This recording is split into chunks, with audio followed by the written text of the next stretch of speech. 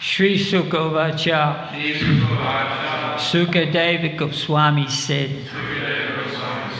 Dwari, at the source of Juvnadhya, the celestial river Ganges, Rishabha, the best of the Kurus, Kurunam, of the Kurus, Maitreyam, unto Maitreya, Asinam, sitting, Agadabodham, of unfathomed knowledge, Chatta, Vidura, Upastrija, having approached nearer, Achyuta, the infallible Lord, Bhava, character, Siddha, perfect, Paprachya, inquired, Sostilya, gentleness, Guna Abhitripta, satisfied in transcendental qualities.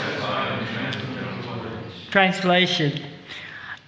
Sukadeva Goswami said, Vidura, the best among the Kuru dynasty, who was perfect in devotional service to the Lord, thus reached the source of the celestial Ganges river at Hardwar, where Maitreya, the great fathomless learned sage of the world, was seated.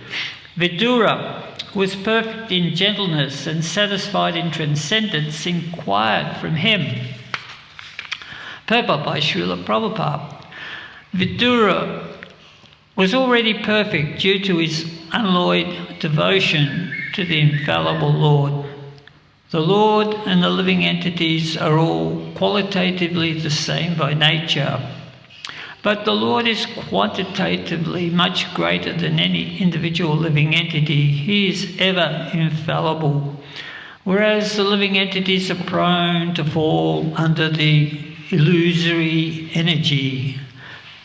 Vidura had already surpassed the fallible nature of the living entity in conditioned life due to his being achyutabhava, or legitimately absorbed in the devotional service of the Lord.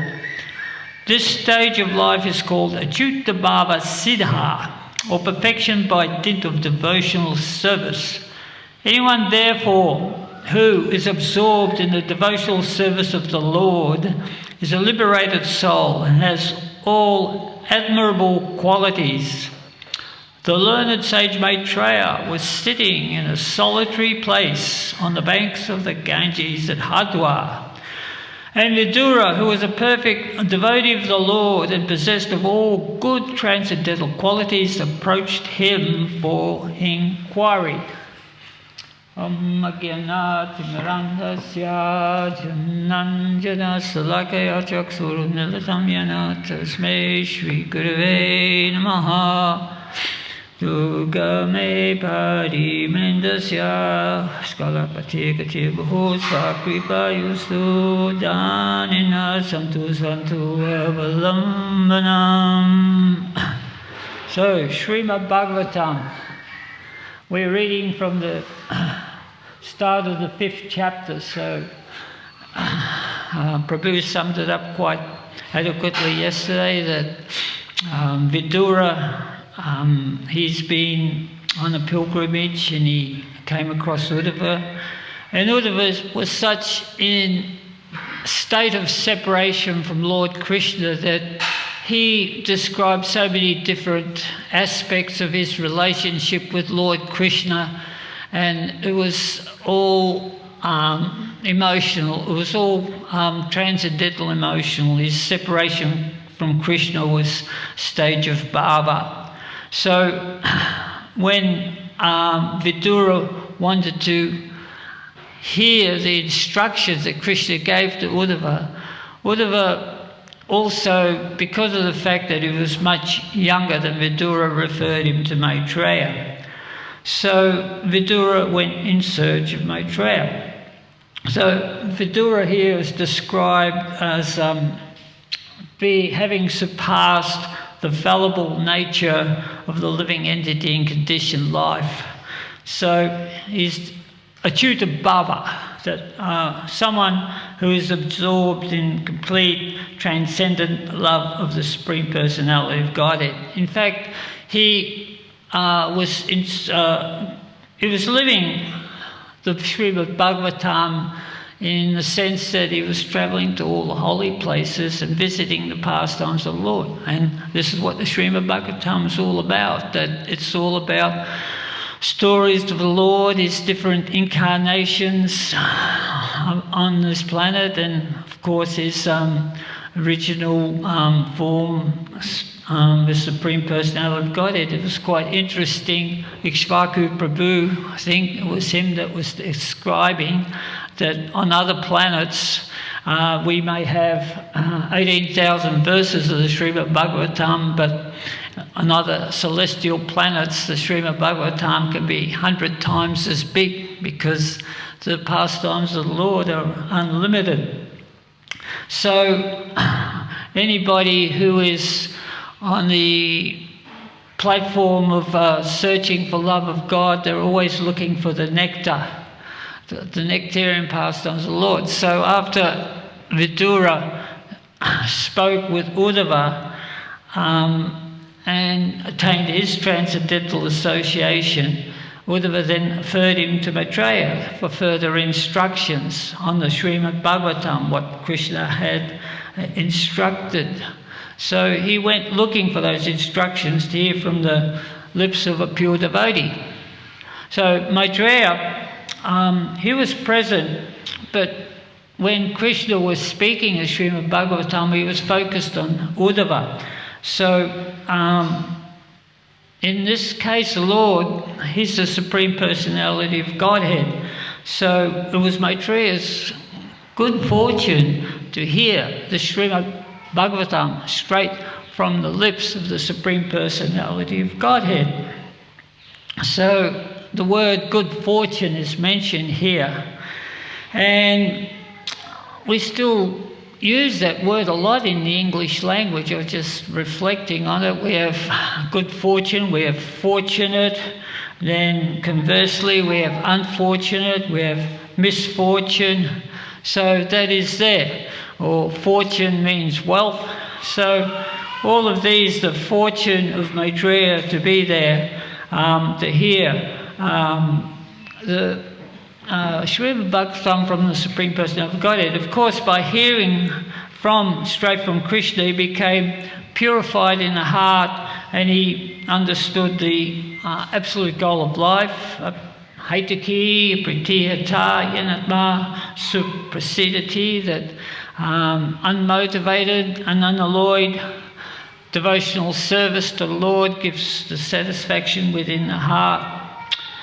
So when Uddhava advised Vidura to search out Maitreya, Vidura went straight away looking for him and searching for the nectar. So Vidura is a devotee of the Lord, we're devotees of the Lord, we also like to search out the nectar. And as the saying goes, devotees search out the nectar like the honeybees always are looking for the nectar in the flowers. So what is the nectar? So nectar is described in the Bhagavad Gita, chapter 9, verse 14, Satata Kirtayanto Mam, always chanting the glories of Krishna and endeavouring with great determination. And who do you hear that from? You hear that from the great souls. So whenever you find out that a great soul is coming or a great soul is some point in time, you go searching out the nectar, and that is the nature of the devotee. This happens in so many different. This has happened in so many different cases, just like in the Srimad Bhagavatam, when it was found out that Maharaj Pariksit had gone to the banks of the Ganges to search out what the ultimate goal of life, and that there was going to be a great discussion going on. All the sages in the world heard about this throughout the whole universe, and they come down to the banks of the Ganges to hear this discourse, this nectar, because they knew a great event was going to happen. I don't know if this was the case, but I heard that Lord Brahma wanted to come. I may be wrong. This might not be the occasion, but Lord Brahma was worried that he wasn't going to make it because he only had a swan carrier, and his swan carrier wasn't that fast. So I think he borrowed Lord Shiva's bull, Nanda, so he could get here in time. So, but all the great sages were there. Even Maitreya was there. So everybody was there to hear the nectar that was going to be spoken about the glories. And of course, Sukadeva Goswami spoke the Srimad Bhagavatam. Maitreya was actually present for that as well. So similarly, in our situation, where in the early days when Prabhupada was travelling the world, wherever Srila Prabhupada went, the devotees would just converge. I was just reading about 1976 when Srila Prabhupada was in London. He met with George, and he was speaking with devotees, but he wasn't feeling well. He was saying, I'm going back to India. But then, of course, Bhagavan invited him to go to France to install the new deities. What are the deities in Mayapur called again? Radha. Govinda Madhava. And of course, they're almost exactly the same in appearance as our deities. So anyway, in 1976, so Srila Prabhupada, he took up the opportunity. He forewent going to India, and he went to Paris. So when the word came out, Prabhupada's coming, not Paris, but to the chateau there to install the deities, all the devotees in Europe went along to that. There was thousands of devotees, maybe 2,500 devotees came to the chateau to witness that great event, Srila Prabhupada installing the deities. And of course, here Srila Prabhupada's classes have ecstatic kirtan, so it was a great event. So that was in 1976. And also in 1976, Srila Prabhupada came to Australia. I believe it was straight after that, I'm not quite sure. So I happened to be very fortunate. Good fortune was upon me that I was in Melbourne Temple at that point in time. So Srila Prabhupada, he came, and then of course all the devotees from Australia, they came to Melbourne, because Prabhupada only came to Melbourne, so all the devotees from Sydney, from Adelaide, from everywhere, they converged upon Melbourne Temple to hear the ambrosial nectarian words of Srila Prabhupada. So this is how devotees always think, that if there's some nectar going on, where's the nectar going on? Let's enjoy, let's go to the nectar. So now we're discussing where the nectar's going to be on New Year's Eve, where there's going to be nectar in lots of places on New Year's Eve. So devotees are making preparations to chant the glories of the holy name and have a great festival. So when Vidura went searching out Maitreya, he was already qualified, just as we see. He was on the transcendental platform there to surpass the material world. So it's said that there are two types of liberated souls, and the type of liberated soul is like the Satna Siddhi, one who achieves liberation through his works of devotion to the Supreme Personality of Godhead. So Vidura certainly had that qualification because he was Yamaraj. It's described yesterday by Svaka Prabhu. He was Yamaraj in his past life, And Yamaraj is a Mahajan, so he's full of knowledge. And Vidura's function was to live in the palace of King Dhritarashtra and give him good instruction. And of course, Dhritarashtra always used to ask him for good instruction, not that he used to listen to it, to implement it, but he liked to hear it. So, give me some instruction, thank you very much. And then Duryodhana said, no, don't do that, do this, so he'd do that. So, in fact, that Vidura was such a great devotee that Krishna actually came to the house of Vidura rather than eat a sumptuous banquet in the palace of Duryodhana. He refused Duryodhana openly, saying, "You are not a devotee, you are not my devotee. I don't want to eat your prasadam. I don't want to eat your food. It's not offered to me." And instead he went to Vidura and just ate very simply in Vidura's house. So this was the good fortune of Vidura. So Vidura is the Sadhana city. So then we have the Sadhana city, we have the Kripa city. So the Kripa city is one who somehow or other, by good fortune, stumbles across the Supreme Personality of Godhead and receives the mercy. So Maitreya can be classified in this category actually, because Maitreya Rishi, he's a Muni, a Rishi. Sometimes a Rishi is called a Muni, and it's described here that is very wise, very learned. He'd been living through the different yugas. He had complete knowledge of the Vedas. But the fact is that he did not have knowledge of Krishna in his and the intimate association of Krishna. This can be understood because Krishna doesn't come very often, even though the three yugas are there. How often does Krishna come? Quickly, who can tell me?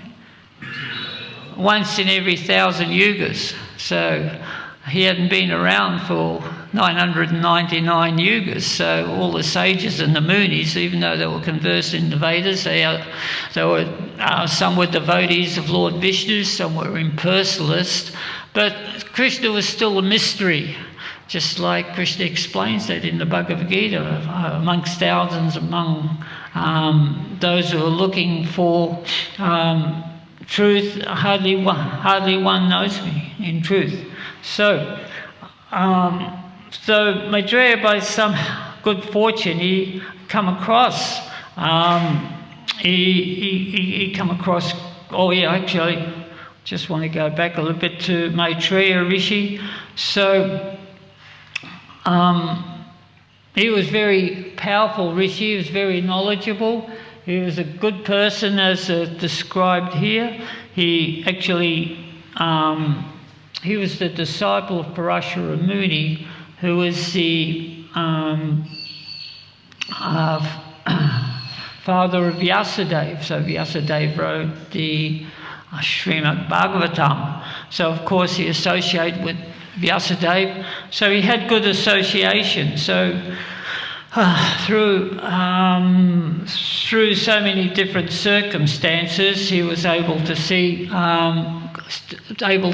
come in contact with Krishna. Prabhupada sometimes describes this like an honorary degree, that someone who is sort of qualified but hasn't studied at a university, he hasn't gone through his bachelor or his postgraduate, but still he gets an honorary degree because he's very qualified in his field. The only person I can think of that comes to mind is Bob Dylan.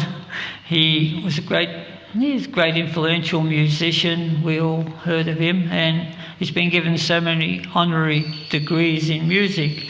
But this rarely happens that you get the sort of honorary degrees. So this is Kripa city. So in one sense we can understand it. Maitreya, he got Kripa city, he got the mercy of the spiritual, he got the mercy from Krishna. So there is another way we can get the mercy from Krishna also. and that's through service to the spiritual master. Sometimes that's special mercy also. Srila Prabhupada, Japatak once tells the story of one time Srila Prabhupada was giving class. I think it was somewhere in the United States, Japatak Maharaj. He was there and Srila Prabhupada was giving class saying how Krishna is the ultimate truth, and it's just to go back to Godhead is our purpose in life. And to actually understand Krishna, attain Krishna, we need to be 100% engaged in Krishna service, 100% engaged in Krishna service. And everybody was listening to that conversation, their heads just went hung down like that. 100% engaged in Krishna service. And Srila Prabhupada said, 90% engaged in Krishna service, and people sort of looked up a little bit. I sort of looked at Srila Prabhupada, and then the class finished, and as Srila Prabhupada was getting up, he said 80%. So all the devotees, they were all looking at Srila Prabhupada, say Jai Srila Prabhupada, and Srila Prabhupada, he got off the Vyasasam, and as he was going out the door, he flicked his chadar over his shoulder, said 70, and walked out the door. So all of us go, Jai Prabhupada! So there was a Kripa Siddhi, it's the mercy of Srila Prabhupada. So Prabhupada also said that, the quote is, I forget who said it, but he said, I have the key to the back door to the heavenly, to the spiritual world. So by enthusiastically engaging, so that is the service to the spiritual master, especially to a qualified spiritual master. So Srila Prabhupada is described as the founder of Acharya. And the Acharya is a very, very important word because that denotes greatness. So Acharya is one who sees Krishna everywhere and in everything.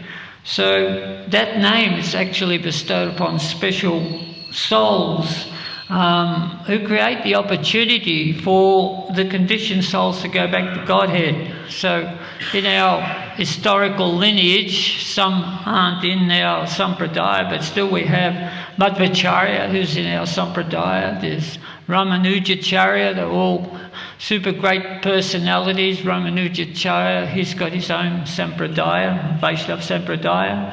Advaita Acharya, and Srila Prabhupada is the founder Acharya of our society, ISKCON society, which is spreading Lord Chaitanya's mission all over the world in the age of Kali Yuga. That's the religion of the age of Kali Yuga. So that's the standout personalities who actually can give you God. They can tell you God. And they can give you God through the eyes of the Shastra, through the mind's eye, through the study of the Shastra. You can actually understand, realise God. So Prabhupada's alluding this in the purport also that the neophyte devotee who may begin chanting the Lord's names, Hare Krishna and Rama, and he's chanting and he's becoming enlivened by the chanting, and he's thinking, well, Krishna's everywhere, he's everywhere in the material energy, everywhere you look there's Krishna's energy. So I should be able to see Krishna in person at any point in time. I was thinking that myself in the early days. I don't know about anybody else. Maybe I was a little bit more deluded than everybody. I'm chanting away there in the backyard of the temple. I'm seeing the bushes. I just say, well, what's Krishna look like? Is he going to come and see me? So that is a supposition that sometimes we think that Krishna is going to come in person. He's going to appear. There was a story in the Chaitanya Charitamrita when Lord Chaitanya was in Vrindavan and his servant Ballavacharya was there, and Lord Chaitanya saw everybody heading off in the direction of the Yamuna River. He said, where's everybody going? They said, oh, Krishna appears every night there, so they go to see Krishna at night dancing on the Yamuna. Lord Chaitanya, he chastised Balabharacharya, saying, Lord, Krishna doesn't appear like that in front of everybody. He said, oh no, he's appearing there. Oh, well, he didn't argue with Lord Chaitanya, but the people were insistent that it was actually a fisherman with a light on his boat, right? And they're all thinking that look, it's Krishna, he's dancing in the river there. So actually, Krishna, he only appears in the Brahma Samhita it says, Premanjano Bhakti Vilochena, Premanjana Charito Bhakti Vilochena, Shanta Shadeva Yesu Vilochayanti Yat Shamasundaram Chincha Swarupam Govindam. So Krishna only appears to those devotees whose eyes are tinged with the salve of love. So we have to develop this love for Krishna. And how do we do it? Well, we do it through the process of sadhana bhakti. We don't look for the creeper city that we're going to get that instant enlightenment. So Maitreya, he saw the form of Lord Krishna. He heard from Krishna. He was very, very fortunate. And then by seeing Krishna, he realised the goal of life, hearing from Krishna. He was a great sage. He heard the Bhagavatam from Krishna, realised it, and he became a pure devotee. So Srila Prabhupada also says in the previous chapter, verse 9 of chapter 4, in the purport, he said that Maitreya also got Agyata Sakriti. Now, you all know what Agyata Sakriti is? You do? Unintentional devotional service. So somewhere along the line, Maitreya also performed so much hidden or unintentional devotional service to Krishna. It could have been there is only one incident that's recorded in the Srimad Bhagavatam or the Mahabharata where Maitreya Rishi, he went to Dhritarashtra just after the Pandavas had been banished to the forest. He said, this is not right, you should bring them back and give them their kingdom back. And of course Dhritarashtra was very respectful, but Duryodhana actually discarded him. He actually discarded him just like you sweep out a spider out of the temple or something like that, just completely rude to this great rishi. So this rishi actually cursed him. He said that within 14 years, your whole dynasty is going to be vanquished, and you yourself are going to be get all dinged up by Bhima. I'll just say that you're. So, of course, that came true. So, of course, he had the association of Vidura, he had the association of Vyasadeva. So there, the Agyata Sakriti was there, even though he had not the full understanding of the potency of Krishna or the higher rasa of understanding Krishna, which is understandable in that age because Krishna wasn't actually visible only to the eyes of his devotees, and a lot of his devotees had come from the spiritual world. Even Bhismadev, who was a devotee of Krishna, who actually worshipped Krishna and fought with Krishna, wanted to see Krishna in his Aishvarya form, in his four-hand form as Narayan, because that was the form that he'd worshipped all his life. But due to sadhusanga and his good fortune, as we say, he actually became a stalwart devotee of the Lord, became a self-realized soul. And then he could not forget the Lord. Once you see the Lord, you understand the Lord's form, you understand the purport of the Srimad Bhagavatam, then you never forget the Lord. And that is the potency of Krishna, that just to see Krishna, just in the Chaitanya Charamrita, it is described that when Lord Chaitanya was chanting in the streets with his devotees, and the people would see Lord Chaitanya chanting, the beauty of Lord Chaitanya, the golden form, chanting and dancing and ecstatically manifesting so many ecstatic symptoms of love of God, and the people themselves would manifest those symptoms of love of God, and they would go around chanting, and then the people who saw them, they would also manifest those symptoms, and those people who saw Lord Chaitanya, those people who saw them would also manifest those symptoms 3 times down. So that was the potency of seeing the Supreme Personality of Godhead. So therefore, we, in Krishna consciousness, we look to see who is the realized soul. So this, we have training here. So we have, when we join Krishna consciousness, we learn Srimad Bhagavatam, we have our fixed regulative rounds, we have regulative principles.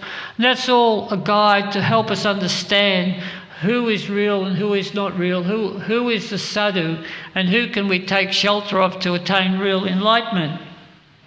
On the other hand, that is proper training. Otherwise, what's going to happen? You might see someone who looks the part. Now, there's one person that used to come to the village here. Some of my friends know him very well. We used to discuss him. But he used to come, he used to have his dreadlocks, his torn shirt, have his lungi. He had the right yogic pose. He'd sit in a solitary place there. And he'd be like a magnet to people. People would be drawn to him because he looked spiritual, right? Trouble is that when he started speaking, he didn't know what the truth was. He looked good, but he didn't have that honorary degree. There was no Kripa City there. It was just a bit of prajalpa that come out there. It just looked good. And he took up your precious time. And there's others that sort of look good. They take your money too. Because people always looking for gurus. That's just the nature. We're all looking for something. We're looking for some higher personality that can feed off. So what are people looking for now? They're looking for the motivational gurus that you feel good, the money gurus. Some money gurus make you walk through hot coals, so you think you're infallible. So many things like that. And then there's the coaches, life coaches, sports coaches. They're all high profile, and people look to them and they praise them. But ultimately, all of these people let you down because it's a material world, and they're human beings, and they're prone to those 4 defects that all human beings make.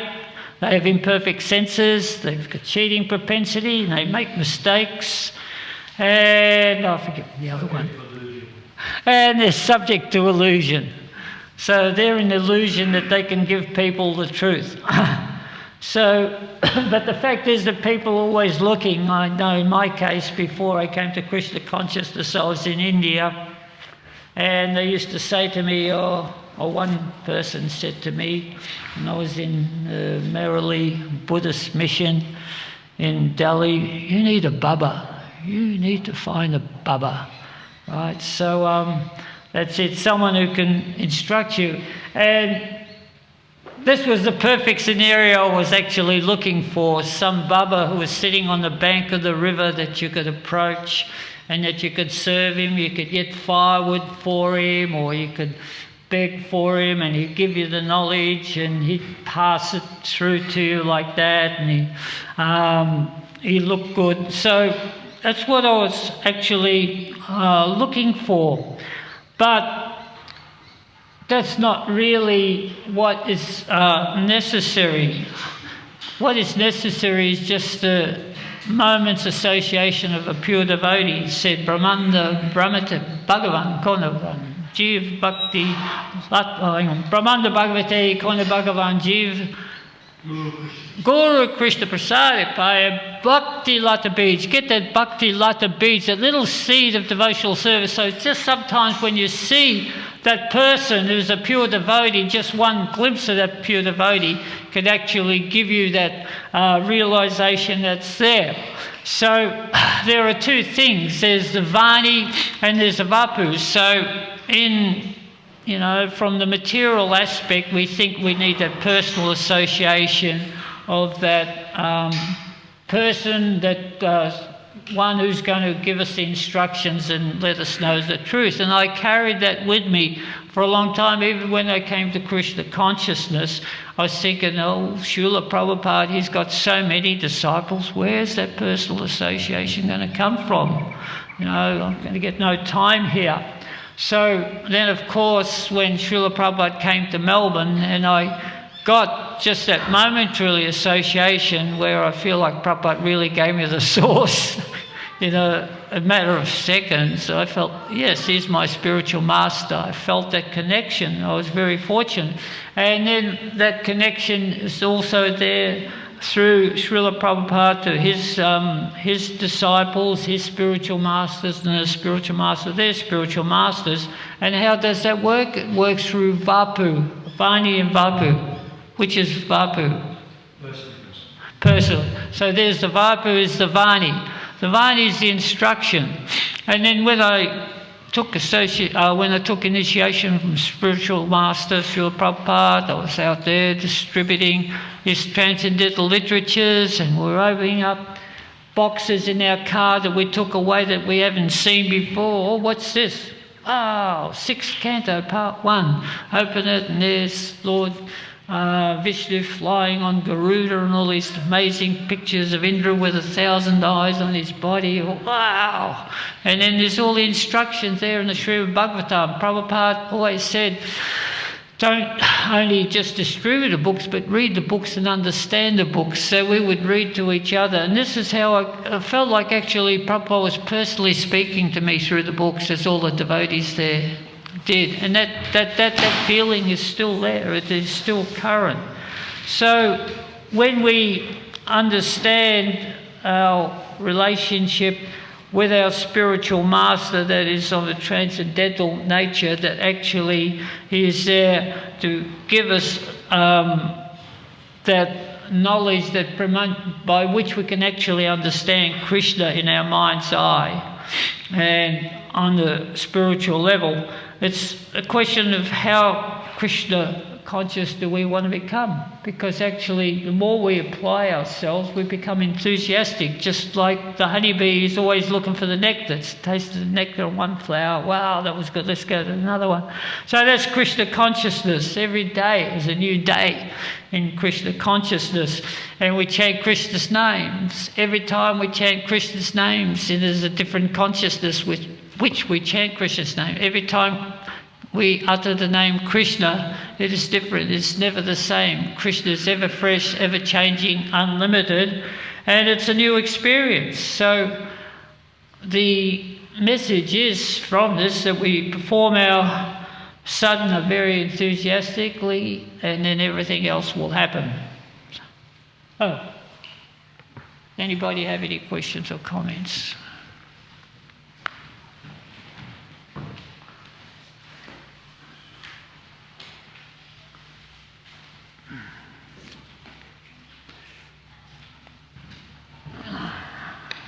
We all done? Yes. Here's a microphone for you. Hare Krishna, much that was nice. As you said, we have to connect it with Vani and Babu. The difficulties that I'm facing is connecting to the Vani. I'm not feeling that intense relationship with the spiritual master. I'm just listening, but I'm not able to follow up. Uh-huh. So how can I improve in that? Well, I'm not quite sure which spiritual master you're talking about, but there's Sadhu, Shastra and Sangha. There's the Sadhu, there's the spiritual master, there's the Shastra, Then the Shastra is coming from the disciplic succession. So if the spiritual master is giving you the instruction according to the disciplic succession, you get instruction from the Bhagavad Gita, the Srimad Bhagavatam, just by studying that in its own self, you are actually moving forward. And Sadhu Shastra and Sangha, and associating with all the different devotees. So that applies. The spiritual master, he gives you diksha. It's like you come into the family. You become a family. It's your hotra. Sometimes the Western devotees, when we go to India, they ask, what is your hotra? So what do we say? Our hotra is Gora Madhva Sampradaya. Hotra. So that's in the disciplic succession of our spiritual master.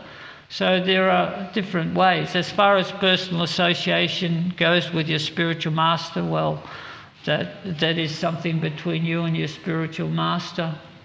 Yeah. Okay.